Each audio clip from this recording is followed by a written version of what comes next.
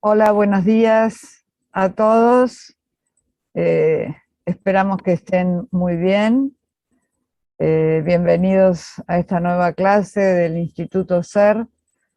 Eh, Están ingresando todavía muchos participantes. Vi que hay gente de muchos lados, del Bolsón, de Tierra del Fuego, de la provincia de Buenos Aires, de Azul, de Rosario. Estaba viendo el chat con los saludos y realmente es muy emocionante, de San Juan también. Es muy emocionante ver cómo gracias a la tecnología podemos unir distintos puntos del país y compartir todos, ¿no? Estos encuentros que realmente nos satisface mucho poder hacerlos y juntarnos cada sábado. Así que hoy tenemos con nosotros el placer y el honor de compartir con la doctora Claudia García. Eh, Estoy esperando un poquito porque veo que siguen ingresando y no quiero que nadie se pierda nada. Este, Como les decía, primero darle la bienvenida a Claudia, agradecerle su participación tan generosa para con nosotros. Y vamos a ver, les voy a leer porque Claudia tiene un currículum así como muy amplio y vasto, y quiero compartirlo con ustedes porque realmente es muy importante. Claudia es abogada, egresada de la Universidad de Belgrano en 1990. Uva. ¿Por qué dije Belgrano? ¿De dónde saqué? De la Universidad de Buenos Aires, no sé por qué. Uva. Egresada de la Universidad de Buenos Aires, leí la B larga y dije Belgrano, no sé qué me vino. Es mediadora certificada por el Ministerio de Justicia de la Nación, especializada en Derecho Ambiental, Servicios Públicos y Derecho Electoral, diplomada en Tecnologías y Derecho aplicados en procesos ambientales del Instituto Tecnológico de Buenos Aires, diplomada también en Políticas Públicas, diplomada en Gestión de la Participación Ciudadana en Políticas Públicas, es miembro del Instituto de Derecho de Ecología, Medio Ambiente, de Recursos Naturales y Energéticos del Colegio Público de Abogados de la Capital Federal, becaria de la Fundación Naumann, docente en la Facultad de Derecho UBA, en posgrado, especialización ambiental, UCES en carrera de Derecho Ambiental, cofundadora de la red Ser Fiscal, coordinadora nacional legal y de capacitaciones de la red Ser Fiscal, que es una organización federal, como todos saben, dedicada a la fiscalización electoral, que 12 años ya de trayectoria, y formada por más de 15 organizaciones de la sociedad civil con 30.000 voluntarios independientes. Las publicaciones referidas a la importancia de la participación ciudadana, me refiero a las publicaciones de Claudia, ONGs y Derecho Electoral, coautora de 5 libros, que son los siguientes: Herramientas para la transparencia electoral, Ser Fiscal, una experiencia ciudadana, Voto electrónico, y otro libro, Una reforma electoral como política de Estado, y el último, 10 años de la red Ser Fiscal. Así que realmente creo que hoy vamos a tener un encuentro muy rico gracias a la participación de Claudia. Yo diría, Claudia, si vos estás lista, podemos comenzar. Así les aclaro que el chat ahora lo vamos a cerrar, como hicimos en otras clases, para que no nos distraigamos con muchos mensajes, y luego 11:30 más o menos lo volveremos a abrir para que ustedes puedan compartir y plantear sus dudas y preguntas. Así que bueno, Claudia, todo tuyo. Bueno, muchísimas gracias, buen día. En principio agradecerles a todos por estar allí, la presencia federal, como decía recién Susana, a mí me sorprendió ver gente del Bolsón, Tierra del Fuego, Chascomús, Azul, Rosario, la verdad que es muy, muy enriquecedor y da mucho gusto y satisfacción poder participar con todos ustedes en esta charla, que mi intención es que sea lo más amena y posible, y que tenga que ver con un intercambio de opiniones. Tal vez, como decía Sartori, a veces es mejor plantear un problema y discutirlo y deliberar al respecto y poder llegar a un consenso entre todos, que solamente relatar cómo suceden los hechos, ¿no? Y otra costumbre también que a mí me gusta también incorporar tiene que ver con esto de que es un Pichón Rivière sostiene que la terminología que se llama, que él dice que es enseñaje, que es el que enseña no sabe todo, y el que aprende no ignora todo, también sabe. Entonces a mí me gusta siempre pensar en esta articulación entre enseñanza y aprendizaje, en que todos podemos aprender unos de los otros, y me parece que eso sería lo más enriquecedor, o al menos a mí me gusta empezar mis charlas pensando en esa concepción de llevar adelante este curso, ¿no? Esta parte de este curso. Fundamentalmente quiero no olvidarme de agradecerle a Alejandro Bulacio, que pensó en mí para poder dar esta charla. Para mí es un honor y es un gusto poder estar con ustedes, a todas las autoridades del Instituto SER por haberme brindado esta oportunidad. La verdad que para mí es re importante. Yo provengo de una organización de la sociedad civil, que es la Red Ser Fiscal, que somos todos voluntarios y que realmente tenemos la convicción y la certeza de que con la participación ciudadana realmente podemos llegar a cambiar la realidad de la Argentina y mejorar fundamentalmente la calidad democrática, ¿no? Que es a lo que todos aspiramos, lograr estar mejor, pensar en que nuestros hijos tengan un país mejor, en el que se respeten los derechos, en que la libertad sea realmente respetada y que todos puedan expresarse libremente. En principio, bueno, ya empezando a hablar un poquito de los temas que me han dado para expresarme hoy, empiezo hablando de lo que tiene que ver con la participación y la democracia participativa. La participación se ha ido incorporando al discurso político y está cada vez más presente en lo que es la agenda pública de países como la Argentina. La democracia participativa, según Sartori, tiene su lanzamiento, digamos, comienza en los años 60, y él explica que en realidad la participación verdaderamente tiene que ser entendida como un tomar parte, pero personalmente, como un tomar parte, dice él, activo, de que verdaderamente sea mío, algo decidido y buscado libremente por mí. O sea, no es un formar parte o ni un estar obligado a formar parte. Por eso lo que sostiene es que la participación es ponerse en movimiento por sí mismo, no ser puesto en movimiento por otros. Esto es las movilizaciones y demás. Entonces es muy interesante lo que él introduce con esta definición, porque plantea uno de los valores y condiciones de la participación, como son la libertad y la autonomía de y para participar, y lo diferencia muy claramente de lo que es la movilización y la participación. Por eso para mí es muy importante señalar esto de que sea algo, la participación tiene que ver con esto de participar libremente y no ser llevado por otras personas, otros intereses, otras organizaciones que los llevan a participar, privándolos así de la libertad y de la autonomía de expresarse, ¿no?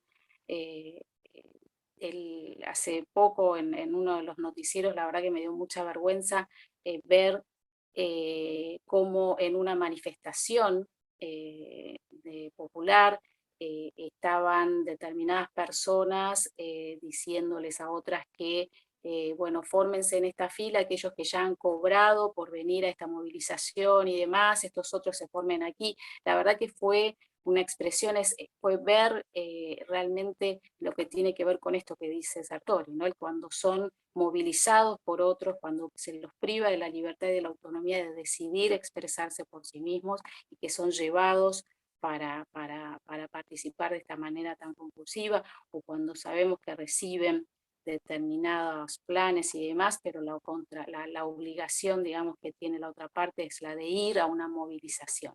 Ahí se pierde los valores fundamentales de la participación, que son la libertad y la autonomía para manifestarnos y expresarnos en lo que tiene que ver con el deseo o la inquietud de cada uno por generar un cambio, por generar alguna expresión de voluntad propia, ¿no? Lo que dice Sartori también es que votar es votar, que no es bastante para calificarlo como tomar parte, que es más un involucramiento, un empeño activo. A mí, sin embargo, me gusta creer que votar es una de los actos primordiales que tienen que ver con la participación política del ciudadano, y que es importante respetar, y que es importante expresarse en las urnas. Es fundamental y es una parte de la participación, es esencial a la participación y a lo que tiene que ver con la democracia participativa. Pero bueno, lo que plantea Sartori es que él lleva la participación desde otras dimensiones, que tiene que ver como forma de fortalecer a la sociedad civil, o como un medio de socialización de la política. Él habla de tomar parte, pero de forma más personal, digamos, ¿no? Eh, También él plantea que en los años 60 este tema del participacionismo fue como una especie de exasperación activista, digamos, por participar. Era un llamado a participemos más, pero que a veces eso puede resultar hasta peligroso, porque se propone algo que lleva a que el ciudadano pase a vivir para servir la democracia, en lugar de que la democracia que existe sea para servir al ciudadano. Por eso él entiende que eso puede ser, como decía recién, reitero, hasta peligroso. Entonces él se plantea distintas interrogantes, tales como cómo se podría mejorar la participación, cómo podemos explicar que una participación se pueda desarrollar bien, cómo, a ver, porque no todos los ciudadanos tienen el mismo interés, por ejemplo, en las noticias de la política, no todos tienen ese empeño por participar en política, y a veces es riesgoso esto de la participación generalizada, porque puede llevar a un nivel de masa de esa participación que es fuerte, y que presupone siempre como una como una intensidad.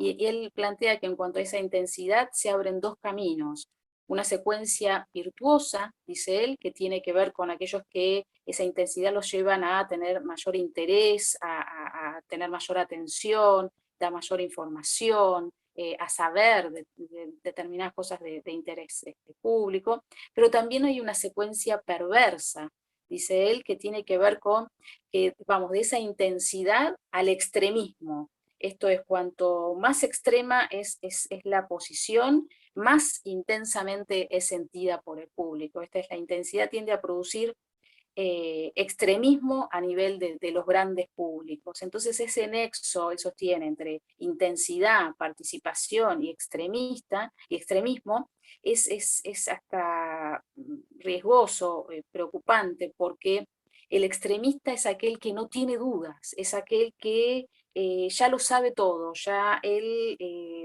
no sabe muy bien, no porque sepa algo, sino porque es un maniqueo que tiene ya sistematizados en blanco y negro todos los problemas del mundo. El extremista es aquella persona que en realidad no le interesa, dice Sartori, no es es un animal poco inclinado a ser estudiante y pensante, dice Sartori, y entonces por eso él plantea todo como que sabe todo, y que conoce todos los problemas del mundo, y entiende todo como blanco y negro. Entonces, la pregunta es, ¿cuál es el aporte de este extremista en la democracia? ¿No? Nos planteamos, ¿de qué sirve una participación tan extrema, tan llevada ya hasta casi podríamos llamarlo el fanatismo? ¿Cómo esa participación puede llegar de ser generalizado a realmente destruir el proceso democrático, un proceso democrático? El extremista es el enemigo mortal de la democracia porque no quiere saber nada, no se burla del saber verdadero y la opinión de otros solo le sirve de burla. El extremista lo único que hace es sentir, siente muchísimo y basta. No hay una explicación, no se puede discutir, dialogar, llegar a un consenso. El extremista tiene como concepciones que tienen que ver con, como les decía antes, es blanco o negro, y tiene que ver con una concepción de que él siente determinada cosa y con eso le basta. No hay una posibilidad de concebir que se puede equivocar, que puede haber otras opiniones que son muy respetables. Él entiende que su posición es la exacta, digamos, ¿no? Y el interés extremo que va con un partidario extremo puede culminar en un fanatismo rígido que podría destruir, como les decía antes, si es generalizado, el proceso democrático. Por eso lo que sostiene Sartori es que este tipo de fanatismos y este tipo de participación generalizada de la masa, digamos, es mucho más fácil dominar que a un pequeño auditorio, porque por este camino es más fácil para un demagogo, un manipulador por excelencia de la soberanía popular, tratar de generar este convencimiento y este fanatismo, como les decía, extremo, ¿no? Esta participación extrema, pero llevada a este maniqueo de todo blanco, todo negro. Y justamente es tierra fértil para que porque el demagogo se apoya en esas muchedumbres, gritando que el pueblo siempre tiene la razón. Entonces siempre es manipulador, es contrario al principio democrático, es que el pueblo es soberano y también tiene derecho a equivocarse, si no, ¿qué clase de soberanos seríamos, no es cierto? Digamos, por eso es importante la opinión pública, pero también hay que tener cuidado porque el pueblo influye sobre la opinión pública, pero a la vez es influido, con lo cual se deben cuidar los principios que tienen que ver con la democracia, con la libertad de expresión. Hay que tener mucha cautela en cuanto a eso, y lo que decía al principio, también el tema de que las elecciones son fundamentales, porque es esencial que suceda y que se dé una democracia representativa para que se puedan fundamentalmente proteger los derechos y las garantías de todos los ciudadanos, la libertad de expresión, la libertad y en la autonomía, como decía Sartori, para poder expresarnos y participar, y que no seamos llevados, digamos, dominados por esta participación generalizada que les decía que puede llevar a esta secuencia defectuosa, como decía Sartori, de ser un nexo entre participación y extremismo, digamos, que llega hasta casi el fanatismo. La participación ciudadana, como les decía, ha sido, digamos, se ha incorporado dentro de lo que tiene que ver con la regulación en nuestro país, desde la Constitución Nacional, en la que se le garantiza a todos los ciudadanos la participación política a través del voto o de su postulación para los cargos de gobierno.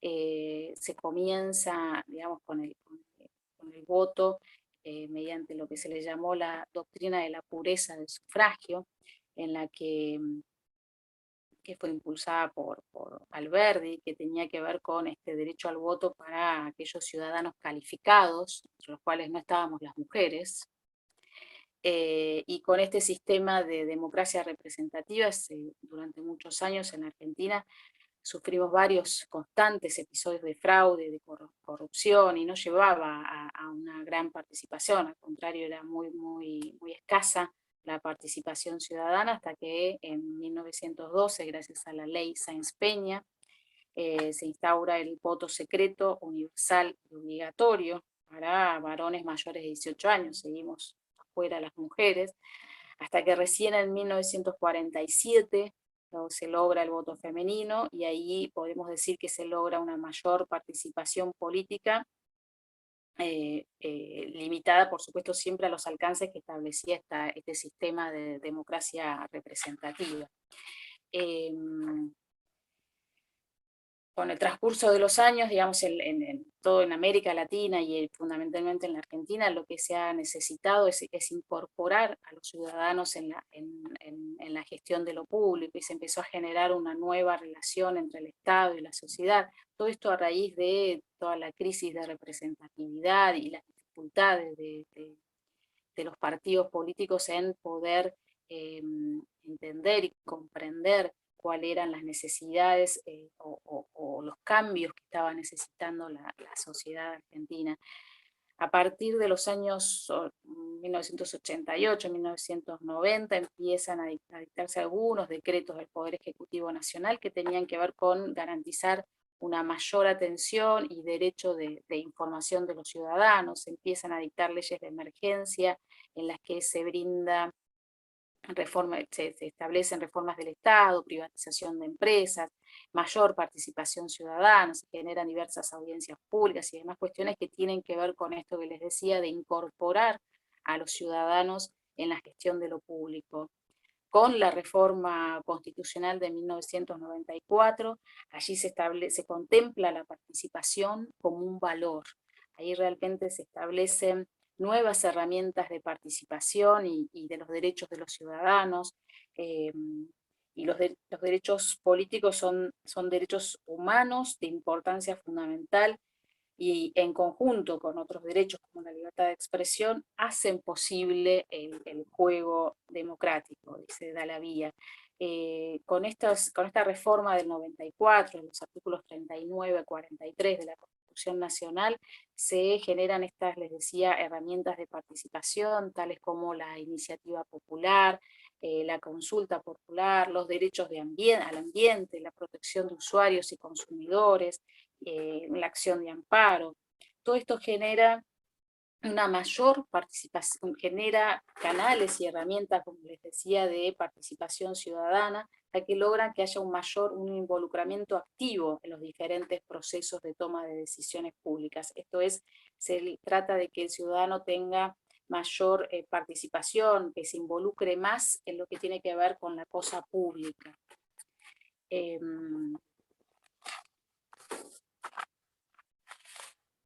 Los derechos políticos, como les decía, son una categoría que abarcan los derechos de asociación y reunión, de peticionar a las autoridades, de participación y control, el derecho de elegir y ser elegido, y junto con los derechos civiles integran lo que sería la categoría de primera generación de derechos fundamentales. Fundamentalmente, bueno, hay que mencionar al sufragio, que es un derecho público subjetivo en naturaleza política, que consiste en el derecho que tienen los ciudadanos de elegir y ser elegidos, de participar en una organización, en la organización y actividad del poder del Estado. Es la posibilidad, digamos, de posibilitar la expresión democrática de la voluntad política del pueblo. Y se ha discutido mucho en la Argentina, se establece que es un derecho-obligación. Es un derecho porque es la facultad de los ciudadanos a elegir y ser elegidos, pero también es una obligación. Es una obligación legal y a interesarse por la marcha de la cosa pública, de la administración del país, pero es una obligación ejercer el voto. Por eso se habla de esto de que tiene que ver con, a veces decimos es un derecho, pero también es una obligación. Entonces podríamos decir que el voto sería como una función, es decir, se ejerce una suma de derechos y deberes que son necesariamente se deben ejecutar para un buen funcionamiento del aparato estatal. Se puede discutir si es necesaria la obligación y demás. Lo cierto es que con actualmente las experiencias en otros países y demás, que el sufragio no es obligatorio, es voluntario. Tranquilamente entiendo que en la Argentina podría plantearse la posibilidad de que fuera de esa manera, que fuera voluntario, porque hay una madurez del cuerpo electoral que podría llevar a que no fuera necesario que se obligue para ejercer este derecho al voto. Pero bueno, es una discusión que tendríamos que darnos, que sería mucho más amplia, si realmente tenemos que pasar a que el voto sea voluntario o no. Lo cierto es que con la reforma de 1994, en el artículo 37 se establece claramente que el sufragio es universal, igual, secreto y obligatorio. Entonces para los constituyentes es, como les decía, es una función, es una mezcla de derecho y obligación. Se concibió en su momento como obligatorio, fue como un plan para erradicar el fraude y una forma también de incorporar masivamente a los votantes al proceso electoral. Así que digamos que esa fue la concepción dentro de lo que de la República Argentina, dentro de nuestro país.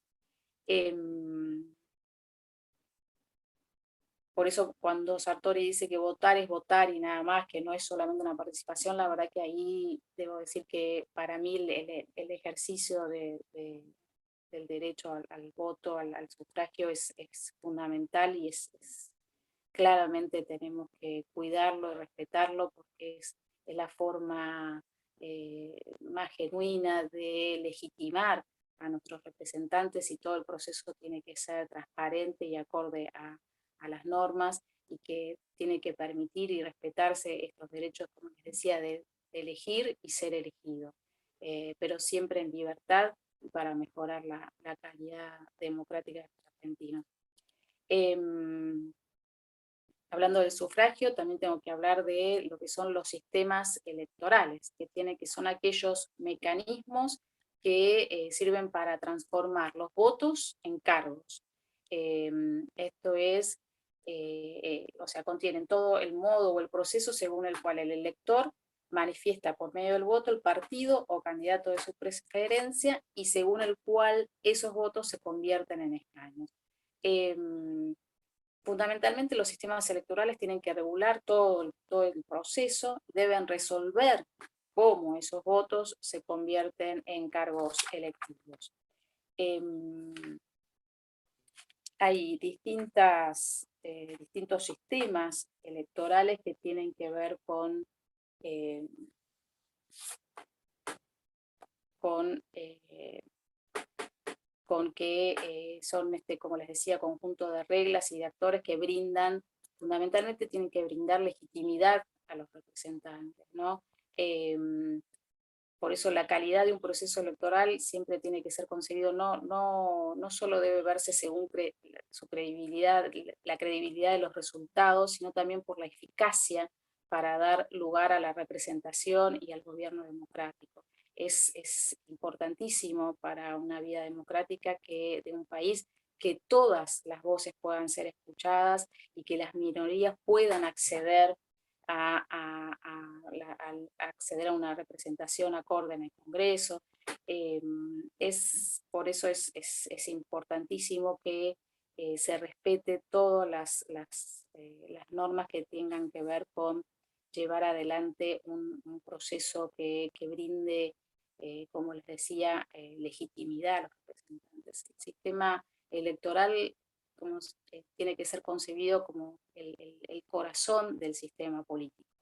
Es el modo según el cual el elector manifiesta por medio del voto el partido o el candidato de su preferencia, y eso tiene que ser de manera transparente y tiene que ser expresado libremente por cada uno de los electores. Entonces lo que les decía, bueno, el sistema electoral es aquel que debe resolver la forma en que los votos se transforman en cargos electivos. Hay distintos elementos o atributos que tienen que ver con el sistema electoral, y ellos son el distrito, que son las secciones en las que se divide el electorado, que son por límites y por base poblacional; la fórmula electoral, que es el mecanismo o el cálculo matemático por el que los votos se transforman en los cargos a ocupar; la barrera o umbral de exclusión, que es la cantidad mínima de votos necesarios para que un partido o un candidato acceda al reparto de bancas en juego; y también está la estructura de lo que es la boleta de votación, que puede ser de lista cerrada y bloqueada, es decir, que no se pueden realizar cambios; la lista cerrada y desbloqueada, que sí que se permite emitir preferencias en el voto al interior de la lista; y la lista abierta, que es la que el votante puede incorporar en su elección a candidatos de diversos partidos políticos, de modo que las listas de partidos son propuestas, digamos. También se da, uno de los elementos y atributos del sistema electoral es el tema de la simultaneidad o el desdoblamiento de los calendarios electorales. Y tienen que ver con esto de sistemas electorales nacionales y provinciales, que a veces se pueden dar en distintas, como hemos tenido experiencias en el país en los últimos años, en que el electorado argentino ha tenido que ir a votar 6 u 8 veces en el año por elecciones nacionales, provinciales, quizás locales y demás. Esa es una de las propuestas que siempre llevamos adelante desde la Red Ser Fiscal, que sostenemos que tendría que haber una unificación del calendario electoral, porque para no agotar tampoco al electorado una expresión de su voluntad, que como les decía es importante y para nosotros es primordial para la democracia, el sistema político del país, pero se podría generar mediante el consenso, mediante acuerdos entre las distintas jurisdicciones, que hubiera decía, por ejemplo, un gran domingo de elecciones y demás, en los que puedan expresarse la ciudadanía en 1 o 2 elecciones y no en 6 u 8 jornadas electorales, que son agotadoras para todos los actores del proceso electoral. Porque recuerden que en una jornada electoral se despliegan muchas personas que tienen que ver con la organización, con el control, con la fiscalización del acto eleccionario, y eso genera cansancio, como les decía, en lo que tiene que ver con el despliegue, digamos, en distintos días y distintas cuestiones que hacen a toda una organización que puede ser cansadora, ¿no? Y no solo para aquellos que lo tienen que organizar, sino también para los que tienen que ir a votar. Por eso nosotros planteamos siempre desde la Red Ser Fiscal tratar de llevarlo a que se unifique ese calendario electoral.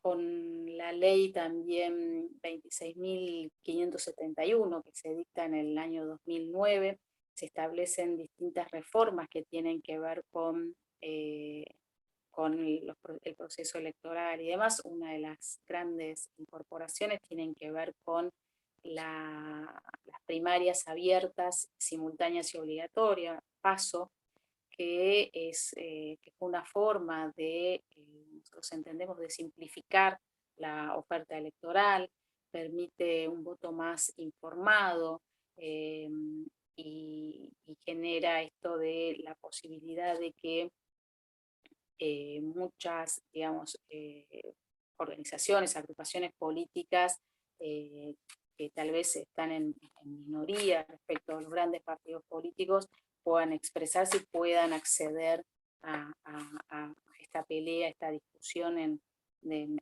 las elecciones.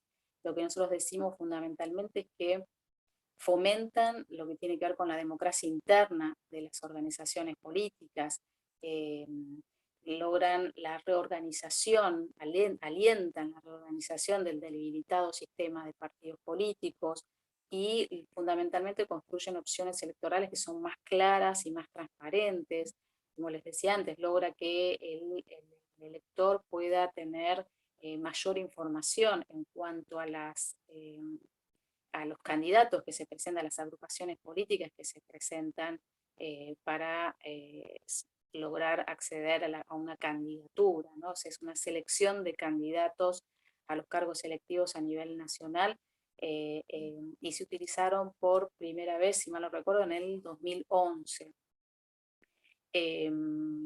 Desde el 2015, en las elecciones presidenciales, se logró la presencia de 6 candidatos a presidentes, de los cuales 3 surgieron de las PASO. De las legislativas, por ejemplo, el 25% de las agrupaciones no pasaron a las generales. En el 2017, en 7 provincias, los resultados de las PASO fueron revertidos en las generales, digamos, se generó esta posibilidad de lucha y de contienda, pero que permite lograr esto que les decía de opciones electorales más claras, más transparentes, pero también logran achicar la oferta electoral por este efecto de que tienen que contar con el piso del 1,5% de los votos válidos, con lo cual también generó, esto les decía, como decía antes, de achicar la oferta electoral. Por ejemplo, en el 2007, 350 listas compitieron para diputados nacionales. En el 2015 pasaron a ser 106 listas. Entonces esto sirvió para que varios partidos midieran sus fuerzas, se estabilizaran y legitimaran también sus acuerdos.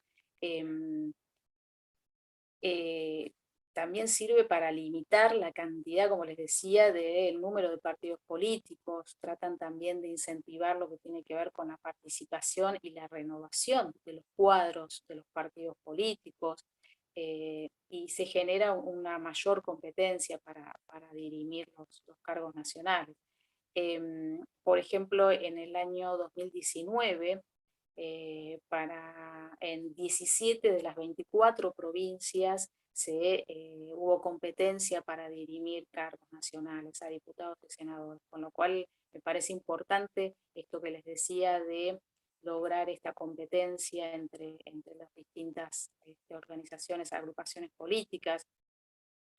Pero algunos sostienen que se deben eliminar las PASO porque dicen que son una especie de encuesta y que solo sirven para eso. Nosotros entendemos que no es una encuesta, no se trata de eso, porque lo cierto es que los electores aprovechan toda la información que se les brinda, el resultado de las PASO y demás, y pueden muchas veces redefinir su voto en las generales, a veces hasta en un porcentaje importante, ¿no?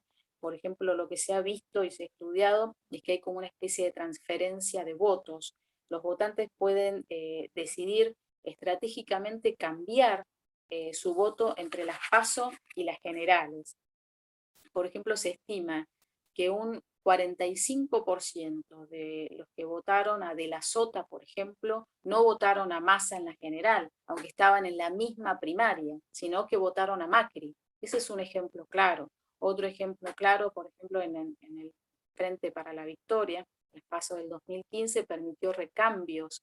Por ejemplo, ganó Gustavo Menéndez, después de 24 años que estuvo en la intendencia OTC, que no pudo de esta manera lograr su reelección. Esto es en Merlo, ¿no? En provincia de Buenos Aires. Digamos, hay distintos casos que se han estudiado, que se puede ver de que no es solo una encuesta, las PASO, sino que el electorado cuenta con esa información y puede cambiar y puede decidir su voto de manera diferente en las elecciones generales. Entonces, también otra cuestión que se ha medido es si la participación en las PASO ha caído o no desde su adopción.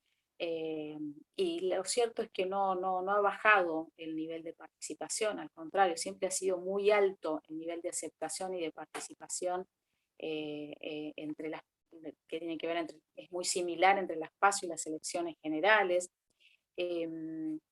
Por eso nosotros entendemos que es importante mantener esta herramienta fundamental para la democracia, que son las primarias, porque ayudan, como les decía, a depurar todo lo que tiene que ver con la oferta electoral, alientan la formación de alianzas, y obviamente descalifican a las opciones que no son competitivas.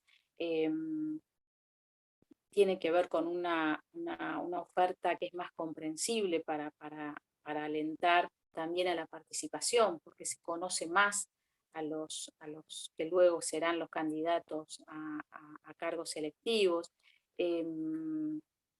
Entonces, por eso entendemos que son muy positivas, digamos, los efectos de implementar las PASO, y entendemos que deben seguir alentando esta herramienta importante que tiene que ver con producir estas opciones más depurables y comprensibles, más discernibles para los votantes, ¿no? Saber quiénes son sus precandidatos, informarse correctamente, luego sus candidatos y luego elegir en las elecciones generales, pero con una mayor información más valiosa de todo lo que tiene que ver con sus candidatos, ¿no? En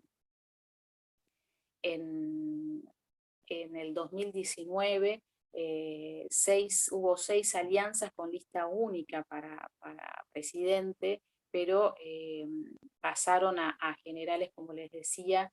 De esas 10 organizaciones de precandidatos, solo pasaron, tengo entendido, 6. Bueno, lo importante que me parece señalar es que es una herramienta que permite una mayor participación y que ha tenido un alto nivel de aceptación, a pesar de que ha habido varios intentos por eliminarlas, ¿no? Por tratar de que no se continúe con este sistema de las PASO. Eh, eh, eh, y lo importante que tiene que ver es que no está muy claro cuál es el objetivo de eliminar las PASO, digamos. Algunos dicen que tiene que ver con que hay un mayor gasto presupuestario, con que no hay participación y demás. Lo cierto es que no es tan así, porque además siempre lo que decimos, los que trabajamos en lo que tiene que ver con el proceso electoral y demás, que no se puede hablar de un gasto presupuestario o de hablar de gasto, sino que realmente es una inversión para la calidad democrática de los argentinos, digamos. Que se pueda gastar más en la implementación de las PASO no tiene nada que ver con, no sería un problema, porque lo importante en este caso tiene que ver con brindarles más opciones y una oferta clara a la ciudadanía para que pueda discernir quiénes van a ser sus candidatos, con mayor información, con mayor participación ciudadana, con depuración de la oferta electoral, para que se comprenda bien cuáles son los candidatos que luego van a ser nuestros representantes. Me parece que no se llega a comprender cuál es a veces porque quieren alentar tanto esto de eliminar las primarias.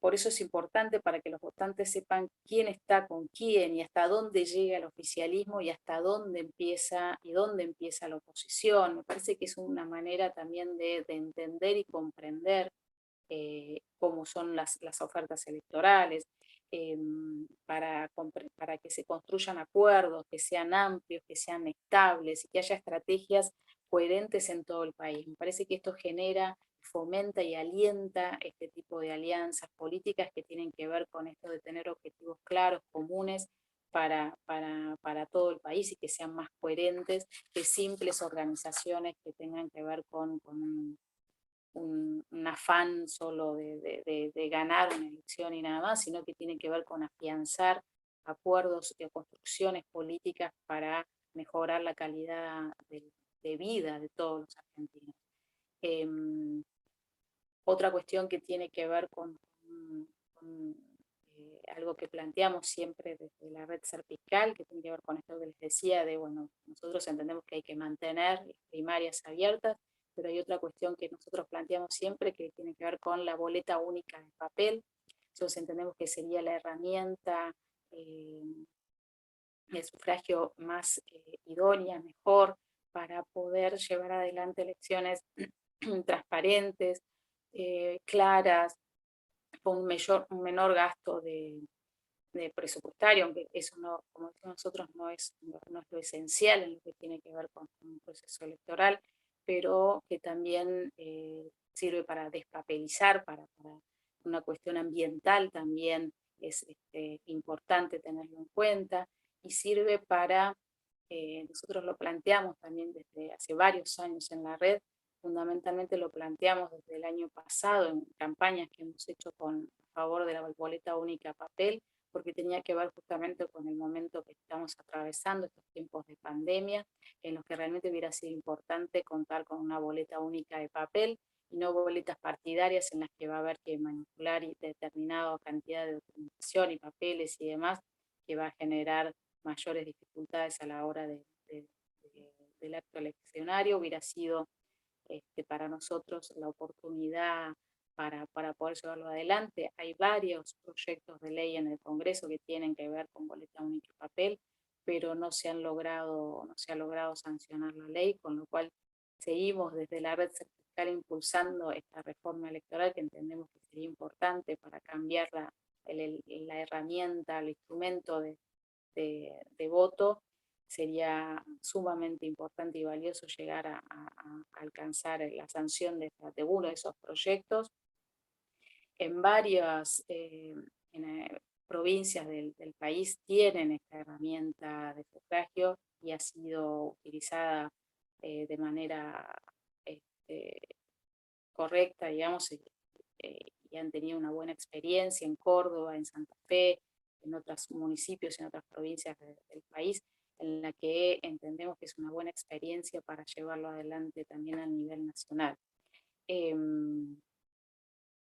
Esto era un poquito lo que yo les venía a comentar desde la red cervical. Nosotros seguimos fuertemente todo lo que tiene que ver con alentar a la participación ciudadana. Desde hace, como decía al inicio Susana, nosotros somos una red que empezamos a pensar un poquito en lo que tenía que ver con participar y empezar a tratar de generar algunos cambios, y entendimos que la transparencia electoral era un objetivo a alcanzar en su momento. Generar la mayor posibilidad de control en los comicios era importante para nosotros, y por eso hace 12 años empezamos a ver la posibilidad de colaborar o participar o generar entusiasmo en la ciudadanía, en las personas de a pie, como digo yo, que todos nos interesa y a todos nos involucra lo que tiene que ver con la cuestión política, con la cosa pública, para poder generar cambios y mejorar la calidad democrática del país. Hemos intentado colaborar en varias reformas electorales, en el voto electrónico también trabajamos mucho para ver si se puede impulsar en el país, pero tampoco hemos logrado muchos cambios en ese sentido. Hemos ido a hablar al Congreso, como les decía, publicamos también un libro que tenía que ver con este tema puntual, que a nosotros lo que nos interesa destacar es que tiene que ver con la importancia de controlar la trazabilidad del voto, ¿no? Siempre en el voto electrónico se desconfía porque no se sabe si se respeta realmente la voluntad del elector. Nosotros lo que decimos, si hay trazabilidad, no tiene que haber desconfianza, tiene que ser transparente, tiene que ser abierto, y tiene que darle la certeza al elector de que su voto va a ser respetado, su voluntad va a ser respetada y se va a contar ese voto como según la elección o la opción del ciudadano. También hemos participado en lo que tiene que ver con generar también mayor participación de las autoridades de mesa. Nosotros lo que hemos notado es que en los últimos años hay una gran ausencia de autoridades, presidentes de mesa en el día del acto eleccionario, y eso genera situaciones difíciles para el armado de las mesas y demás. con lo cual generamos un convenio con la Cámara Nacional Electoral para poder desde la red Ser Fiscal capacitar y concientizar a las autoridades de mesa para que asistan al acto eleccionario, porque como ustedes saben es una carga pública, pero lo que nosotros decimos y lo que queremos impulsar es que además sea un honor el ir allí y ser la autoridad máxima del acto eleccionario, que ese es el presidente de mesa. Lo cierto es que me resulta eso como algo importante para resaltar, y en base a eso tratamos de generar campañas para incentivar y para fomentar esas ganas de que aquellas personas que han sido convocadas como autoridad de mesa vayan a generar, a hacerse cargo, digamos, de lo que tiene que ver con el acto eleccionario, que es una gran responsabilidad, pero como nosotros decimos, también es una carga pública, pero también es un honor. También hemos trabajado mucho en lo que tiene que ver con generar el protocolo sanitario para las próximas elecciones. Desde el año pasado estuvimos reunidos con la Cámara Nacional Electoral y con cerca de 30 organizaciones de la sociedad civil en las que nos manifestamos por tratar de generar todas las medidas de prevención y de cuidado para llevar adelante elecciones de manera cuidada, con todas las medidas de prevención adecuadas para que todos los actores del acto eleccionario estén tranquilos de que pueden desarrollarse esa actividad con todas las medidas de prevención y de cuidado para evitar contagios por el tema de COVID. Hace poco ha salido publicada una acordada de la Cámara Nacional Electoral en ese sentido, en el que se plantean todas las pautas generales y específicas que tienen que ver con las medidas de cuidado para el acto eleccionario. Desde la red Ser Fiscal tratamos de difundirlas para brindarle tranquilidad a todos los actores del proceso electoral para que vayan con confianza a ese día de las elecciones y que puedan tener la tranquilidad de que cuestiones que tengan que ver con casos de COVID y demás, fundamentalmente lo que dice la Cámara Nacional Electoral es que se debe respetar el derecho al voto. Obviamente que se tiene que poner en marcha un protocolo, unas medidas de cuidado contra esa persona que se encuentra con síntomas de posible COVID. Se le tiene que informar que estaría disculpada, digamos, voto, pero también se le tienen que arbitrar todos los medios posibles, porque si él insiste en ejercer su derecho al voto, se le tienen que brindar todas las garantías para que pueda hacerlo, con todas las medidas de cuidado y de prevención. Eso a su vez lo que dice la Cámara, cada uno de los distritos, la justicia electoral de cada uno de los distritos va a tener que generar un procedimiento para este tipo de casos, pero la Cámara sostiene que es fundamental el respeto al derecho al voto. Si el elector insiste en que quiere ejercer su derecho al sufragio, tienen que arbitrar todos los medios para que así suceda. Bueno, esto es un poquito lo que les quería contar. No sé si ya estoy en hora, Susana. Sí, Claudia, bueno, vos como dispongas, les aviso que Claudia a las 12 tiene que concluir puntualmente. Así que vamos a ir pasando algunas preguntas. Son casi las 11:30. A ver, acá tenemos algunas. Rosana, ¿estás? Susana, Rosana salió y volvió a entrar, por lo cual tendrías que volver a ponerla como anfitriona. Mientras, bueno. si querés, voy nombrando algunas de las cosas que Dale, aparecen. dale. Claudia Marcos nombra acá la incompatibilidad del sistema DONT y paridad de género. Él se ofrece también como para explicar. No sé si querés vos, Claudia, No, nombrar algo al respecto. que explique un poco más él, digamos, no sé Bien, cómo lo quiere enfocar él. bien, esperá, Marcos, que te dé la posibilidad de reactivar brevemente, así tenemos tiempo para todas las preguntas. Ahí está, listo. Bien. Gracias. Se los cuento. ¿Me escuchan? Sí, sí. Sí, sí, perfecto. Bueno, el tema es así. Estuvimos analizando el tema del acta constitutiva en Ciudad de Buenos Aires. El método que se utiliza, en principio, es el tema de sistema DONT por un lado y paridad de género por el otro. Terminan siendo, en algunos casos, provocando resultados que son totalmente indeseados, porque el tema es que es algo totalmente rígido, ¿sí? Entonces, se produce o se provoca el sistema DONT con las 3 listas que están participando. Obviamente, en ese caso pueden quedar 2 habilitadas o 3, dependiendo del umbral. Hay un piso que es el 15%, por el cual van a poder jugar o entrar para la lista definitiva. El problema es el siguiente. Con el sistema DONT se califican la cantidad de votos dividiendo por 1, por 2, por 3, por 4, etcétera, etcétera. Y de ahí se saca un orden de prioridad. El problema es que ese orden de prioridad está también controlado por el sistema de la paridad de género.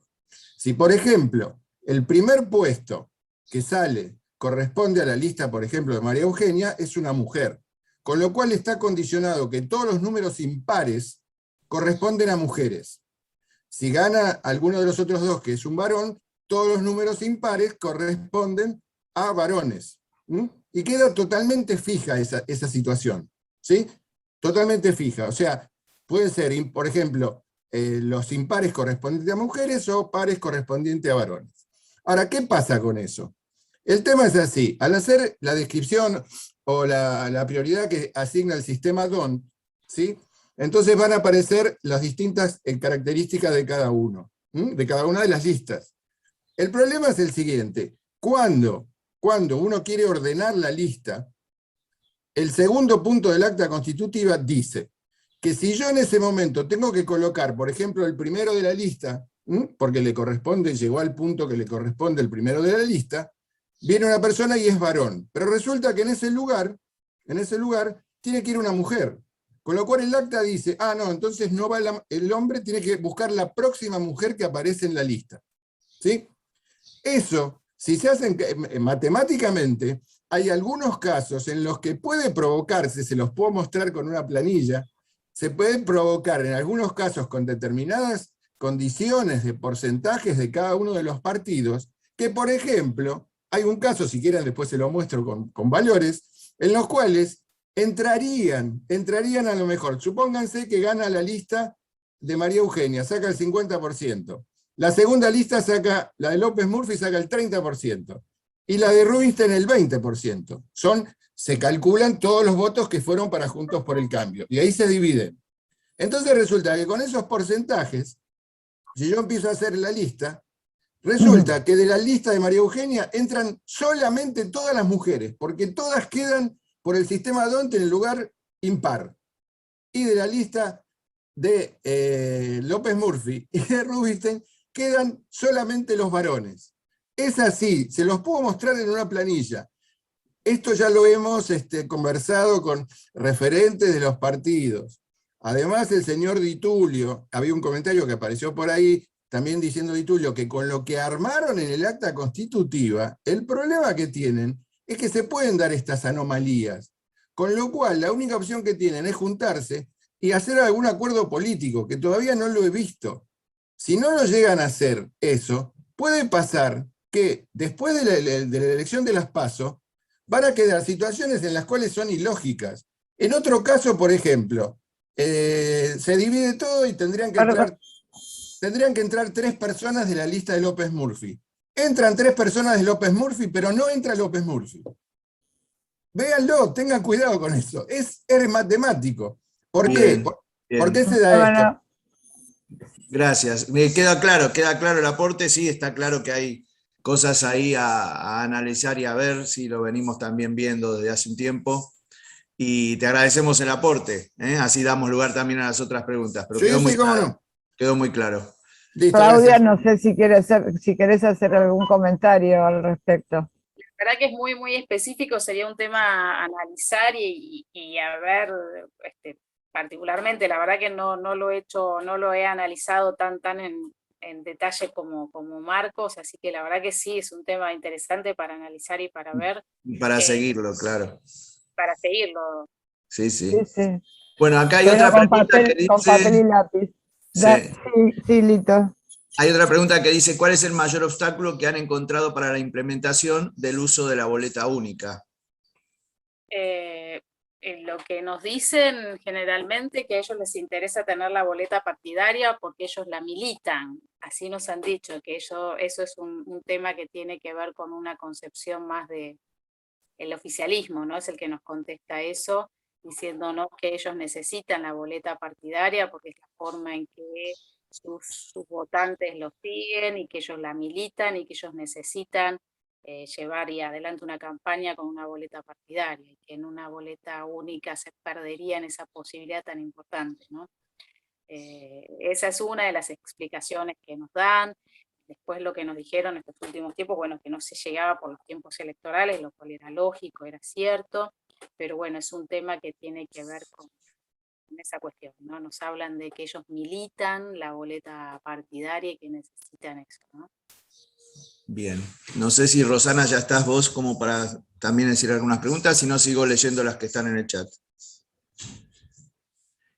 Hay otra pregunta que dice si el porcentaje en las internas de las PASO la manejan los partidos políticos o existe algo definido para regularlas.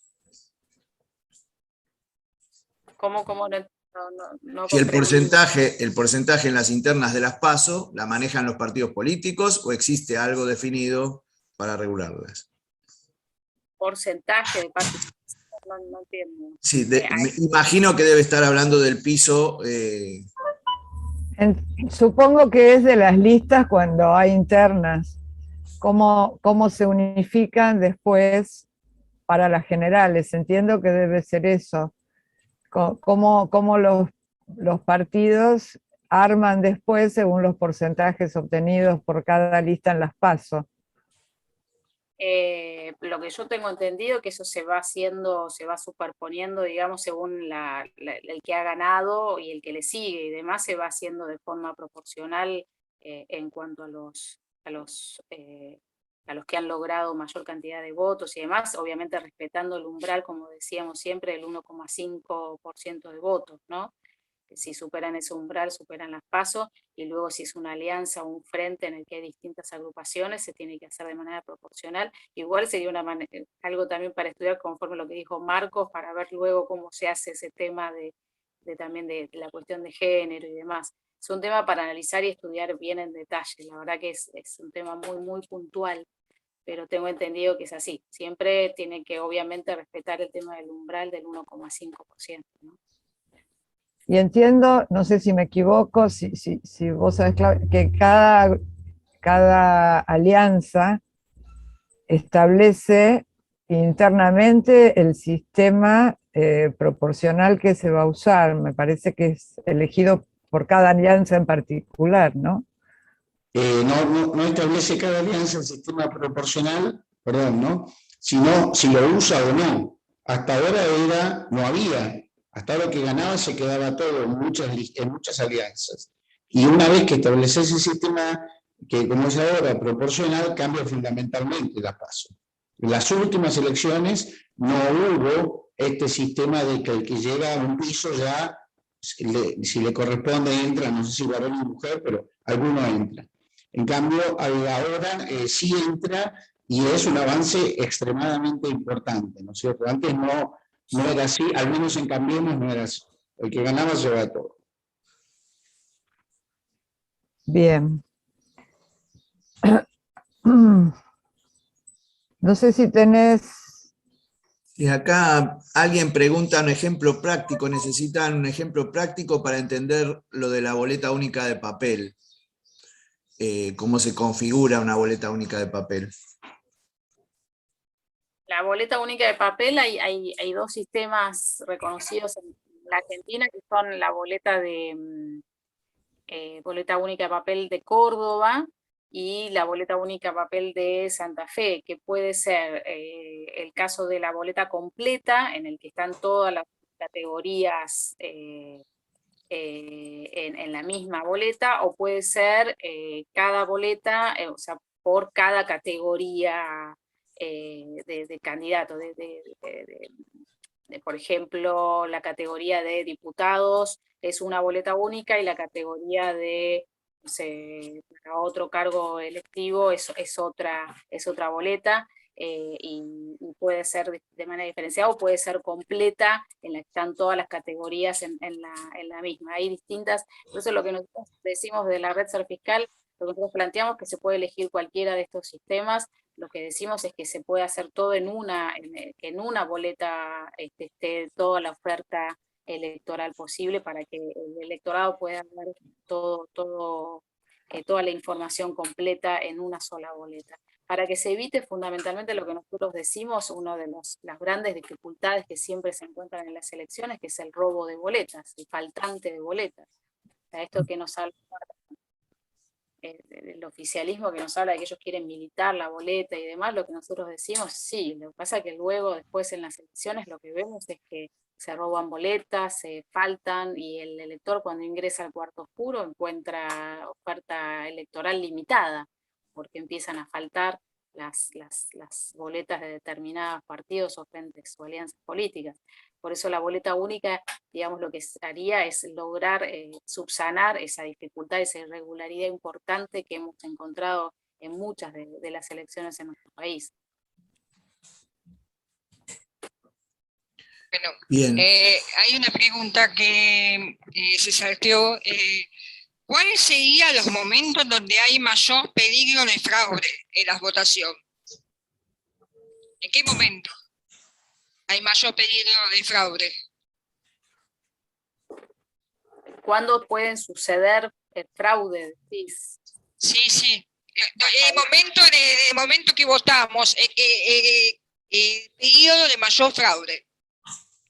¿Cuál es estadísticamente? Nosotros somos muy cautelosos, siempre hablamos de que son irregularidades, son cuestiones que la justicia va a tener que dirimir, pero tiene que ver con, por ejemplo, bueno, el voto en cadena es un tema, el tema de la identidad del elector. Hay varias cuestiones que se pueden plantear dentro del día de las elecciones. Nosotros desde la red Ser Fiscal estamos planteando una preocupación y una ocupación que tiene la red, que tiene que ver con la transmisión de datos. Ustedes saben que desde el año 2019 están haciendo la transmisión de datos desde el centro de votación hasta los centros de recolección de datos, que tiene que ver con escanear el telegrama directamente desde el centro de votación. Ahí nosotros tenemos una preocupación de cómo llega la trazabilidad, como les decía yo siempre, de esa información, y por eso hemos planteado que se realicen mayores controles en todo lo que tiene que ver con la fiscalización informática, para controlar también esta transmisión de datos dentro del centro de votación, que se va a permitir. Antes se decía que tenía que haber un fiscal informático del partido para controlar esa transmisión de datos. En estas elecciones lo va a poder hacer el fiscal general, que como no se quiere que haya tanta gente dentro del centro de votación, entonces lo que dicen es que ese fiscal general vaya y controle cómo se realiza esa transmisión de datos. Esa es una de las preocupaciones y que nos preocupa en tratar de prevenir el fraude en todo lo que tiene que ver con la transmisión de datos, el conteo, digamos, electrónico, fiscal. La cuestión informática es uno de los temas que nos preocupa mucho desde la red, y por eso estamos pidiendo medidas específicas para controlar todo lo que tiene que ver con esas cuestiones técnicas. Hay una pregunta relacionada con esto, con el doctor Gansi, que dice qué pasa con el correo que se halla en manos de los CAP. A ver, pero hay una cosa igual, Claudia, a ver si te aporto algo. Más allá del resultado momentáneo, digamos así, siempre lo que cuentan son a última hora, digamos, y hay que hacer un reconteo. El conteo son de las actas. Por eso es tan importante los fiscales de mesa, porque por más que se tramitan electrónicamente, algunas mal o lo que sea, en última instancia, todo lo que se cuentan son las actas. Las actas originales, no fotocopias o una foto, ni siquiera lo que mandó el correo. Lo que se termina contando son las actas. Si hay fiscales de mesa, no hay posibilidad de, no quiero hablar de fraude, sino de ni siquiera de anomalías graves. Y las anomalías en la mesa, bueno, los fiscales, a que lleguen temprano, aprendan cómo ser fiscal y no va a haber ninguna anomalía grave.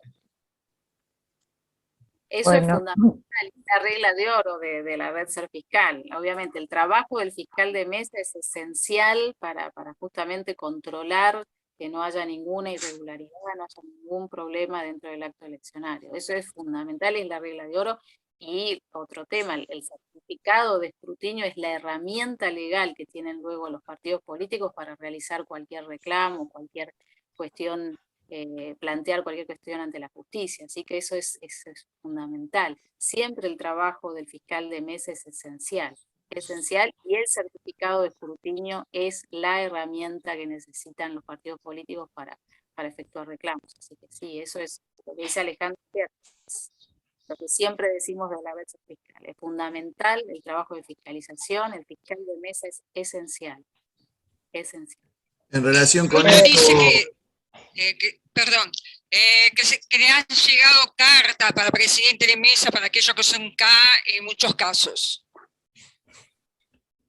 Bueno, hay otro que dice que no son K, pero bueno, recibieron la carta para presidente de mesa. Para ser Así que, presidente bueno, de sí, mesa no tenés que estar afiliado a un partido político, ¿no? Eso, claro.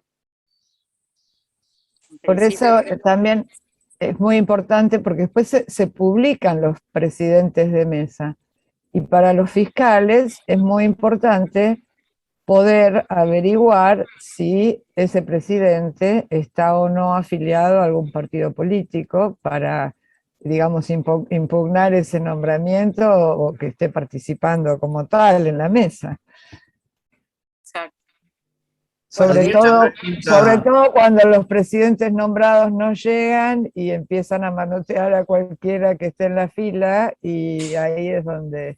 Igual les aviso que el tema fiscalización lo vamos a tratar en la última charla con Claudia también, en la 8ª clase, que va a estar dedicada especialmente al tema de fiscalización.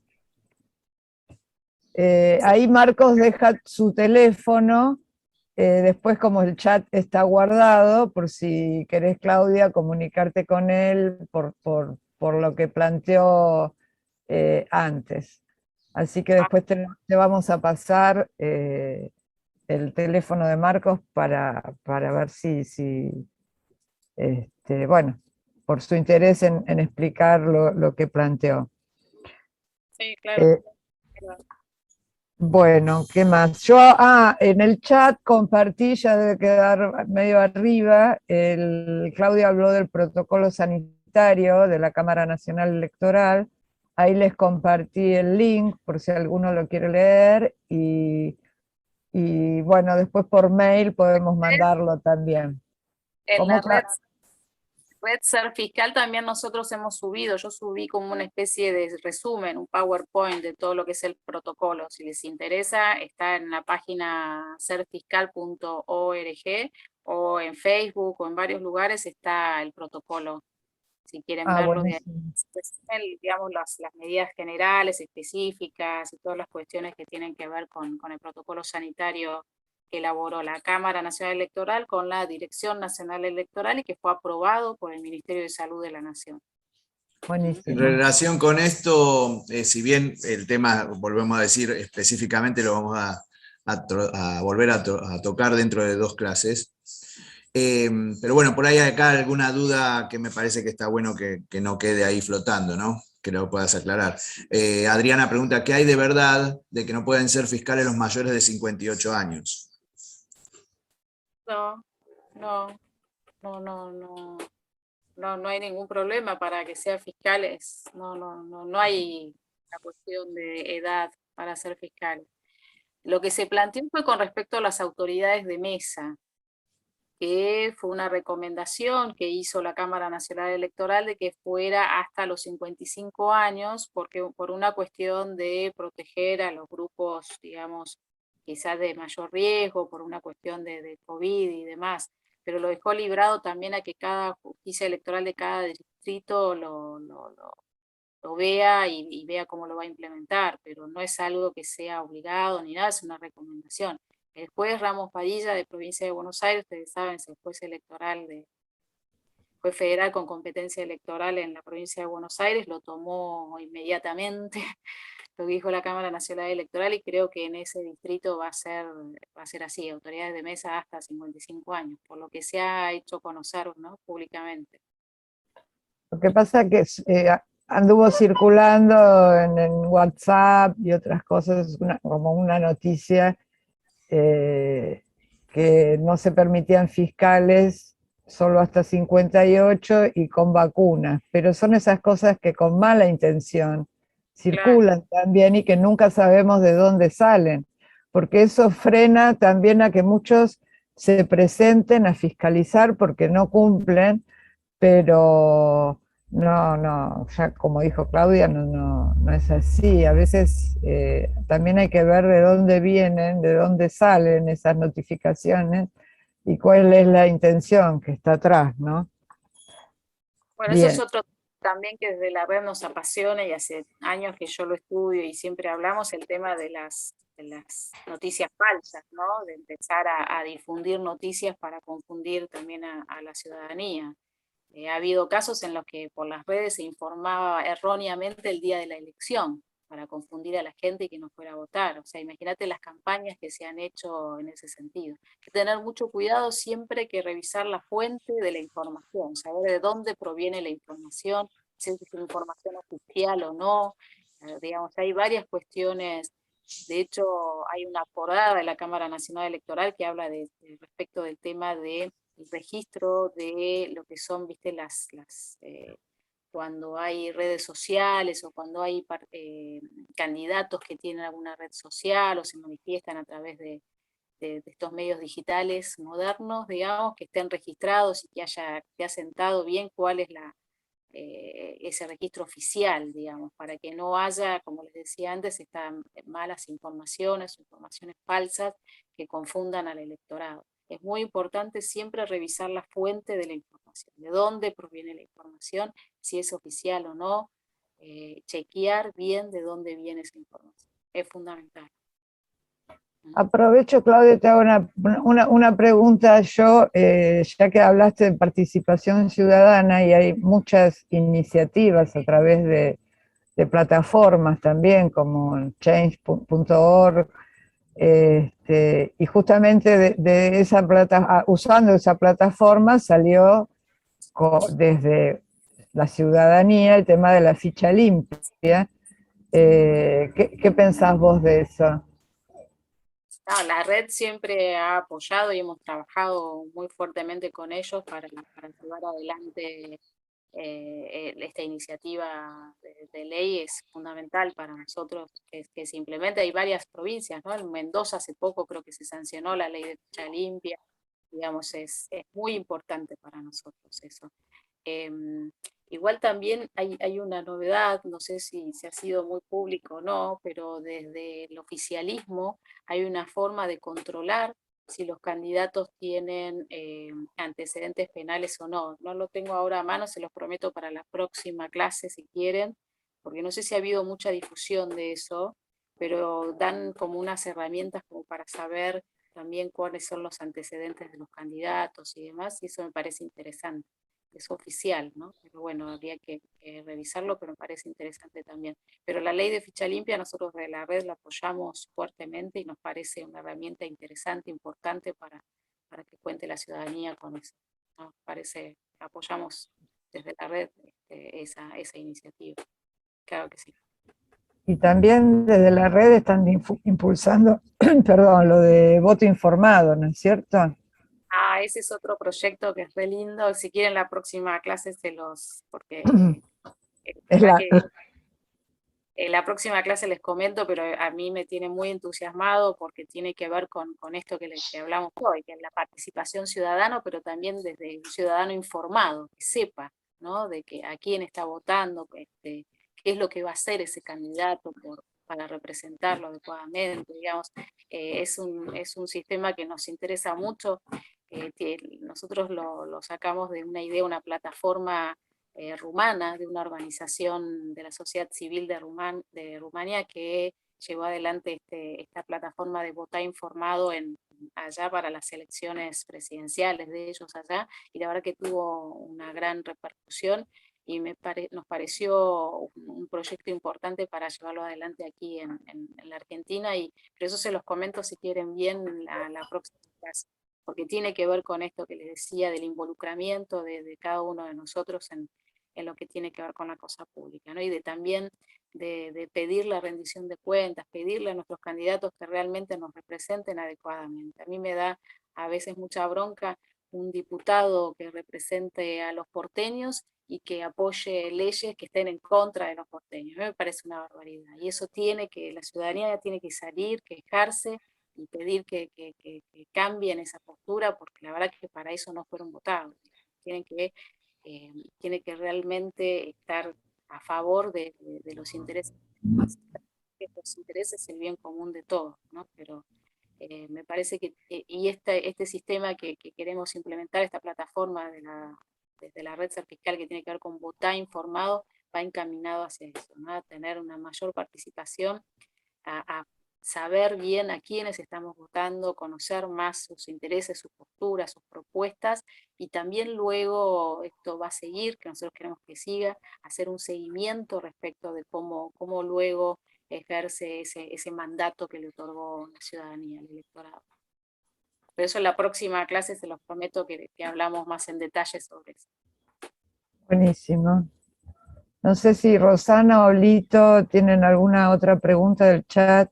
No, yo diría, mira, hay muchas preguntas que obviamente queremos respetar la solicitud de la disertante, que por cuestiones familiares a las 12 ya tiene que dejar y faltan 3 minutos. Hay muchas preguntas que tienen relación con el ser fiscal, que eso volvemos a decir, lo vamos a tocar en la octava clase, y hay otros aportes también, que no solo preguntas, sino aportes que son, que parecen muy ricos, y que obviamente ahora no da el tiempo porque queremos respetar, como dijimos, la solicitud. También, Claudia, es bueno que sepas, no sé si pudiste leer, hay muchos agradecimientos a la charla, como pasa siempre, y muchísima valoración a tu aporte desinteresado en estos cursos, lo cual agradecemos muchísimo. Bueno, Gracias. entonces, Un comentario hay un comentario que hicieron que es importante educar a los jóvenes, que de instrucción cívica no se habla para nada, más sabiendo que es protagonista del voto joven, que se le explique a los colegios en la materia de construcción de la ciudadanía. ¿Qué se vota en este 2021? Les aseguro que no tienen ni idea. A mi hijo de 16 años, obvio, le enseño yo. Es un comentario que hicieron. Desde la red trabajamos mucho en voto joven hace años y en las escuelas y demás. Eso en la próxima clase se los comento también, pero también hemos trabajado muy fuertemente para que nosotros es importante el voto joven y que estén informados y que se involucren y que participen, pero siempre con información, ¿no? Y hay de todo, digamos. Mis hijos en su colegio tienen estas materias relacionadas con este tema y la verdad que están bastante formados, pero sé que hay otros colegios que no le dan tanta importancia y hay que hacer fuerza para que empiecen a tener información objetiva, neutra, no parcial, ¿no? Que también en eso hay que tener cuidado. En eso también hay que tener cuidado. Porque yo quiero abrir mente a los jóvenes, ¿no? Abrirles las mentes y que ellos decidan por sí mismos, ¿no? Libres. Fundamentalmente la libertad ante todo. así es.